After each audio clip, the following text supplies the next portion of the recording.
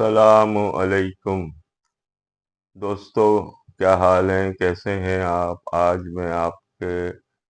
ساتھ نئی ویڈیو کے ساتھ حاضر ہوں، اور اگر ویڈیو پسند آئے تو لائک کریں اور سبسکرائب کریں۔ آج کا میرا موضوع ہے بلعام بن باورہ۔ جیسا کہ قرآن مجید میں اللہ تعالیٰ نے سورہ اعراف آیت 175 اینڈ 176 میں بلعام بن باورہ کا ذکر کیا۔ یہ ایک یہودی عالم تھا، اور اللہ تعالیٰ نے اسے بہت علم سے نوازا، اور یہ یعنی کہ بہت علم رکھتا تھا، اور اللہ تعالیٰ نے اسے مستجاب الدعوات یعنی کہ جس کی دعا قبول ہو وہ بھی اللہ تعالیٰ نے اسے نوازا۔ تو اللہ تعالیٰ نے اسے بہت علم اور فضل اس پر کیا، لیکن یہ دنیاوی لالچ میں آ گیا، اور اپنے فائدے کے لیے اور اپنے نفسانی خواہشات کو اس نے ترجیح دینا شروع کر دی، اور اللہ کی آیات جو اللہ نے اسے عطا کی اس سے روگردانی کرنے لگا۔ تو اللہ تعالیٰ نے اس کی مثال کتے کی سی دی ہے، یعنی کہ ایسے عالم جو علماء سو، جو حق بات کو چھپائیں اور اپنے فائدے کی بات کریں، یعنی جس سے ان کو مالی فائدہ پہنچتا ہو، نفسانی خواہشات میں لگ جائیں۔ تو ایسے عالم یعنی علماء سو کی مثال اللہ تعالیٰ نے کتے کی سی دی ہے، یعنی کہ کتا جس پر اگر کوئی وزن لاد دیا جائے تب بھی وہ زبان ہانپتا ہے، اور اگر اس کے اوپر کوئی وزن نہ بھی لادا جائے تب بھی وہ زبان ہانپتا ہے، یعنی ہر وقت زبان ہانپتا رہتا ہے دنیا کی لالچ میں۔ تو اللہ تعالیٰ نے ایسے لوگوں کو کتے کی مثال سے کہا ہے، لیکن جو علماء حق ہیں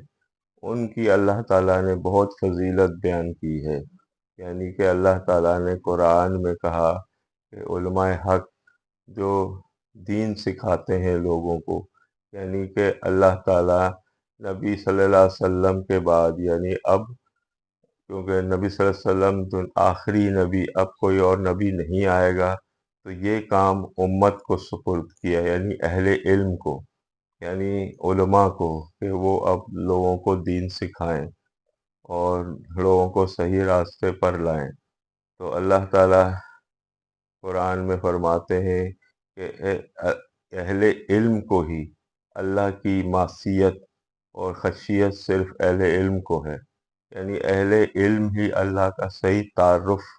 جانتے ہیں، اور اہل علم کی اللہ تعالیٰ نے بہت فضیلت قرآن میں اور احادیث میں نبی صلی اللہ علیہ وآلہ وسلم نے بھی بیان کی ہے۔ یہاں پر یہ بات بتانی بھی ضروری ہے کہ بلعام بن باورہ جو کہ ایک یہودی عالم تھا، تو اس کا جو قرآن میں سورہ اعراف میں ذکر آیا تو اللہ تعالیٰ نے ایک شخص یعنی کہہ کر مخاطب کیا،